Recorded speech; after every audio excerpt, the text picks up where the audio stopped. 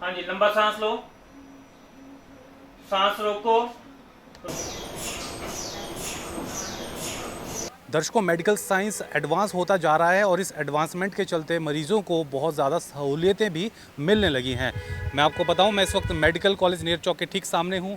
माया diagnostic centre आप देख सकते हैं। यहाँ पे एमआरआई, सीटी स्कैन, अल्ट्रासाउंड ये सब होता है। 3D 4D वाली टेक्नोलॉजी भी इनके पास है। लेकिन हम यहाँ आपको जो खबर बताने आए हैं वो ये है कि इनके पास एक एमआरआई मशीन उन्होंने हाल ही में इंस्टॉल की है, जो 1.5 टेस्ला की और 32 चैनल्स की है और 16 स्लाइस। मतलब ये हाईली टेक्निकल टर्म्स हैं, ज़्यादा मैं इनमें डिटेल में नहीं जाना चाहूँगा, परंतु मैं इतना बता देता हूँ, पूरे हिमाचल में केवल माया डायग्नोस्टिक सेंटर, जो श्री हरिहर हॉस्पिटल की यूनिट है, केवल ये इकलौता इस वक्त सेंटर ऐसा है जिसके पास इस पावर की, इतनी पावरफुल जो एमआरआई मशीन है।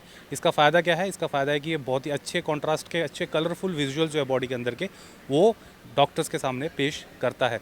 तो हम चलेंगे इस मशीन को देखने के लिए और आपको दिखाएंगे कि कैसे ये ऑपरेट होती है और आखिर क्या खासियत है इस मशीन में। तो एक तो सेंटर इनका यहाँ पर है, दूसरा पार्ट यहाँ पर है। चलिए, तो टेक्नीशियंस के रूम में इस वक्त मैं एंट्री ले रहा हूँ। सर नमस्कार। नमस्कार। तो मेरे साथ आप देख सकते हैं यहाँ पे मोहित शर्मा जी हैं और हरबंस ठाकुर जी हैं, और ये DMRT हैं यहाँ पे। यहाँ देख सकते हैं, यहाँ इतना बड़ा शीशा सा लगा है, अंदर MRI चल रहा है इस वक्त एक पेशेंट का, और यहाँ पे इस तरीके से ये पूरा ऑपरेट इसको कर रहे हैं। थोड़ा सा इस मशीन के बारे में जानते, मैं बताऊँ, हिताची कंपनी की ये मशीन है। 32 चैनल मैं आपको पहले ही बता चुका हूँ। सर थोड़ा सा बताइए, ये जो 32 चैनल, इसका क्या फ़ायदा है? 1.5 टेस्ला बोलते हैं ना इसको, यूनिट को, 1.5। मैग्नेटिक जो ये चीज़ होती है उसको नापने के लिए जो यूनिट है वो टेस्ला है।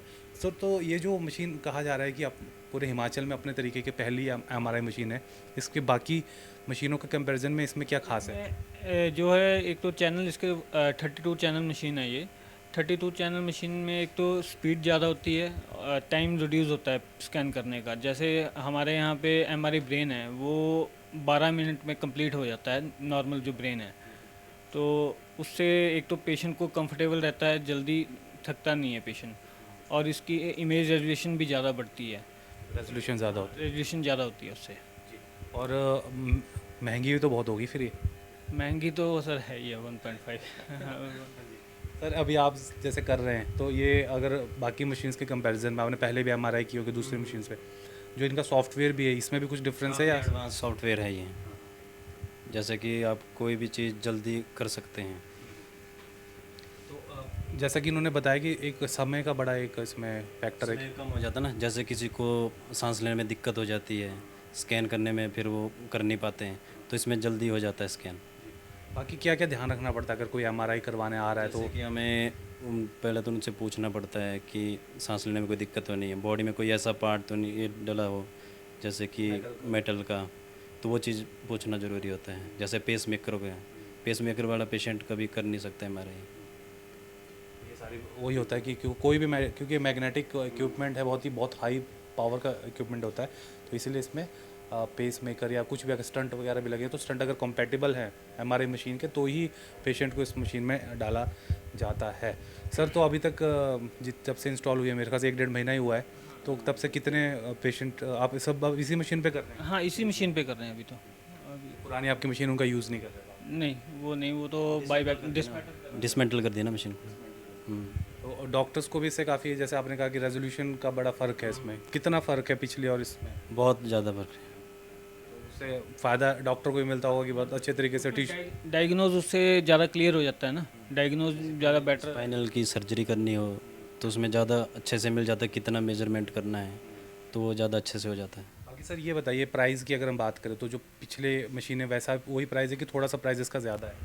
थोड़ा सा फ़र्क पड़ा है, हल्का सा, ज़्यादा है नहीं, बाकी सेम ही रखा है, हमने ज़्यादा बढ़ाया नहीं है। कुछ और अगर आपके पास है बोलने के लिए, दर्शकों के लिए कुछ है? यही है कि जिसने भी एमआरआई करवाना हो उसका अच्छी मशीन पे करवाए, क्योंकि यहाँ एमआरआई कॉस्टली बहुत होता है। ये एक्सरे की तरह नहीं है कि 250-300 या 400 में हो जाएगा, कॉस्टली होता है। तो 1.5 पर ही प्रेफर करें कि वो करवाए। और जब भी करवाने जाएं, अपना पूरा रिकॉर्ड साथ में लेके आएँ। पहले कुछ भी अगर आपका इम्प्लांट हुआ है, कोई भी रिप्लेसमेंट हुई है, नी रिप्लेसमेंट हुआ है, या कुछ भी आपका सर्जरी हुई है, तो उसका अपने साथ रिकॉर्ड लेके चलें, क्योंकि नहीं तो पेशेंट को बॉदर होना पड़ता है कि हम उसको वापस भेजेंगे कि आप रिकॉर्ड लेके आओ, क्योंकि जब तक हम उस रिकॉर्ड को नहीं देख पाएंगे तब तक हम बता नहीं पाएंगे कि आप एमआरआई कर सकते हैं या नहीं। तो आप देख सकते हैं इस वक्त माया डायग्नोस्टिक सेंटर में यूनिट ऑफ हरियर हॉस्पिटल्स, और यहाँ पर एक ऐसी मशीन ये लोग लेकर आए हैं एमआरआई की जो पूरे हिमाचल में मतलब किसी सरकारी अस्पताल में भी मौजूद नहीं है। 1.5 टेस्ला और 32 चैनल्स, ये खास बात है। बाकी जो मशीनें मेरे को बताई गई है वो कोई 4 चैनल या है ना 4 चैनल 8 चैनल और मैक्सिमम 16 चैनल तक का है। 16 चैनल तक है हिमाचल में इस वक्त। तो आप सोचिए डबल, तो उतना ये आप समझ सकते हैं कितनी पावरफुल मशीन यहाँ पर लगी है।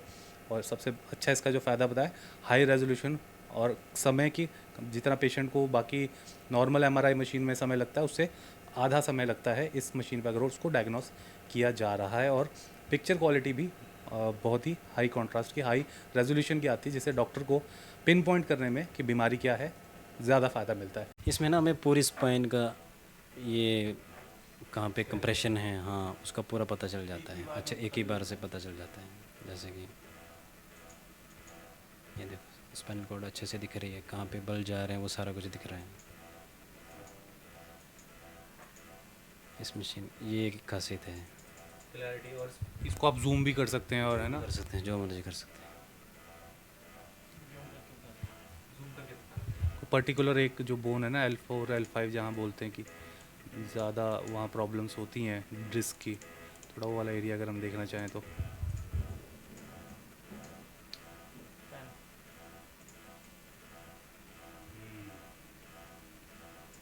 उसको हम कहीं भी जूम कर सकते हैं। फिर आप इसके जैसे वो एक्सरे की फिल्म्स होती हैं उस तरीके से आप दे देते हैं। फिल्म बना के रखी है ना, फिर उस पर दिखाते हैं अच्छे से। इससे इमेज क्वालिटी वगैरह सारा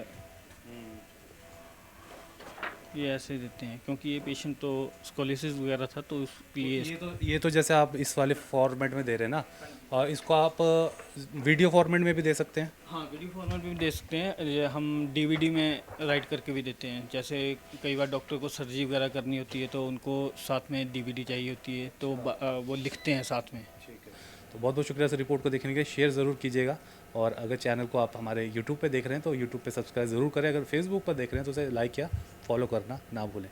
फेसबुक पर पोलस्टार हिमाचल का पेज लाइक करें और यूट्यूब पर हमारा चैनल सब्सक्राइब करना ना भूलें।